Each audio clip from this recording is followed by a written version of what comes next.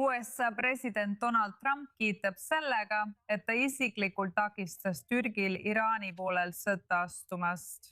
Ja ta nimetab Türgi juhti Erdoğani suureks juhiks, kuna too teda kuulas.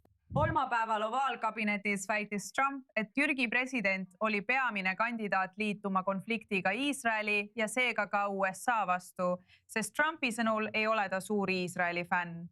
Kuid ta ütleb, et ta helistas Erdoğanile. Ta palus tal eemale jääda ja Erdoğan tegigi nii.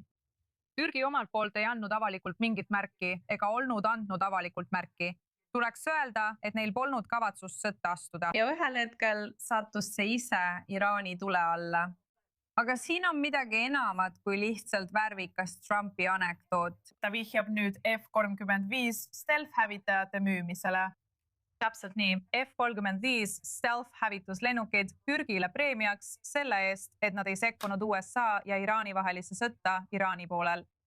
See sama Türgi, kes visati 2019. aastal F-35 programmist välja, kuna ostis Vene raketisüsteeme. Meie Owen Altermanil on rohkem infot Trumpi kommentaaride kohta. NATO juht külastas kolmapäeval Valget Maja ja üheks aruteluteemaks oli Donald Trumpi kalduvus aidata Türgi presidendil Recep Tayyip Erdoğanil saada F-35 hävituslennukeid. Ma arvan küll. Vaata, ta on NATO liige. Mõned inimesed ei pea teda ise selleks, aga tegelikult ta on. Ta on tugev NATO liige. Jah, ma näen teda. Ma ilmselt teen midagi, mis teeb ta väga õnnelikuks. USA's valmistatud F-35 hävitajate müük Türgile on olnud peatatud peaaegu 10 aastat pärast seda, kui Türgi otsustas osta Venemaa S-400 õhutõrjesüsteemi. See tekitas Washingtonis muret, et Venemaa võib Türgi territooriumil olevate inimeste ja varustuse kaudu varastada teavet USA F-35T kohta. Nüüd on märgid, et Valge Maja soovib edasi liikuda hoolimata vastuväidetest Kapitooliumi mäel ja Iisraelis, nähes Türgi ja selle presidendi aitamises rohkem kasu kui riske.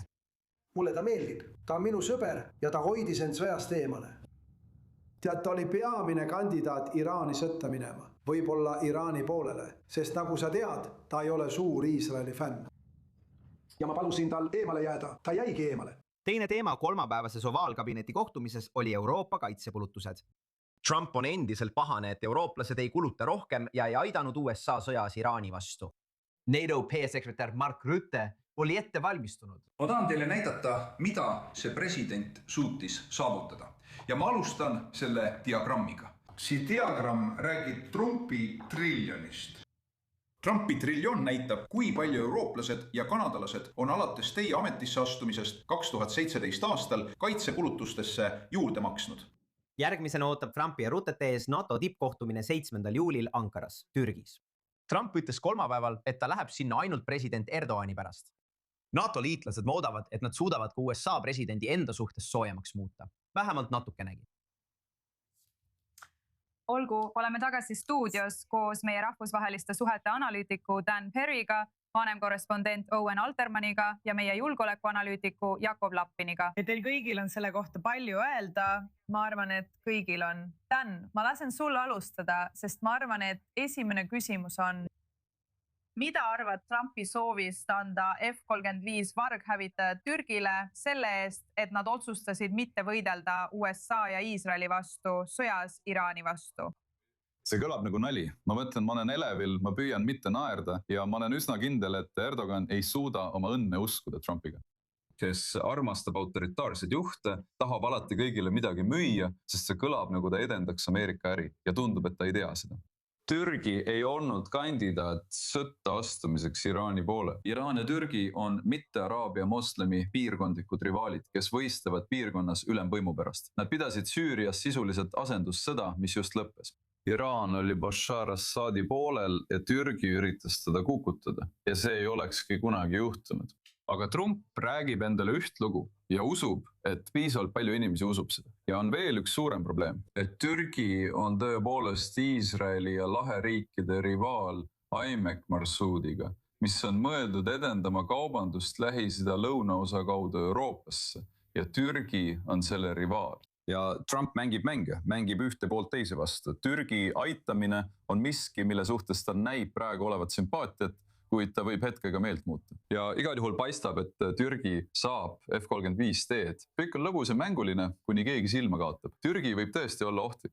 Tulevikus võib agressiivsem Türgi tõepoolest Iisraelile probleeme tekitada, võimalik, et Süüria kaudu. Kui Iisrael soovib luua puhvertsooni, see ei oleks eriti hea, kui Türgi, kellel on kõige kaasaegsemad USA hävitajad, otsustab, et ta ei saa seda taluda. Nii et ees võivad olla probleemid. Kuigi praegu pean tunnistama, et see näeb natuke naljakas välja, sest see põhineb nii ilmselgelt valedel ja teadmatusel. Tead, aga see viitab keerukusele nii Iisraeli kui ka potentsiaalselt Ameerika Ühendriikide jaoks, sest Türgi ei ole institutsionaalselt Iraan. Türgi on NATO liikmesriik, traditsiooniline USA liitlane ja nagu sa ütlesid, Erdogan on tõesti jackpoti võitnud. Ja suudab jätkuvalt säilitada selle institutsionaalse staatuse, sest Põhja-Atlandi lepingu alusel pole tegelikult võimalik NATOst välja visata. Selle institutsionaalse staatuse säilitamine ja isegi selle tugevdamine, samal ajal kui tehakse asju ja võetakse seisukohti, mis on vähemalt Ameerika liitlastele ja võib-olla ka Ameerika Ühendriikidele vastandlikud. Ja muide, vaata millise allahindluse Erdogan saab, Natasha. Ta saab F-35D selle eest, et ta ei võitle Ameerika Ühendriikide vastu. Vaata Euroopa liidreid. Nemad saavad Donald Trumpi viha osaliseks päevast päeva, mitte selle eest, et nad ei võitle Iraaniga, vaid selle eest, et nad ei võitle koos Ameerika Ühendriikidega. Sa mainisid NATO-t, seda peab ütlema. Trump on NATO suhtes ükskõikne, täiesti naeruväärselt. Ja tead, alles jaanuaris mõtles ta tegelikult sellele, et asuda NATO vastu võitlusse, tungides Taani, mis on NATO liitlane. Nüüd kujutab ta ette NATO vastu võitlemist selles mõttes, et Türgi, NATO liige, oleks tema poolel. Aga siis tegi Türgi ühe asja õigesti. Ja see pole lihtsalt õnn Recep Tayyip Erdogani jaoks.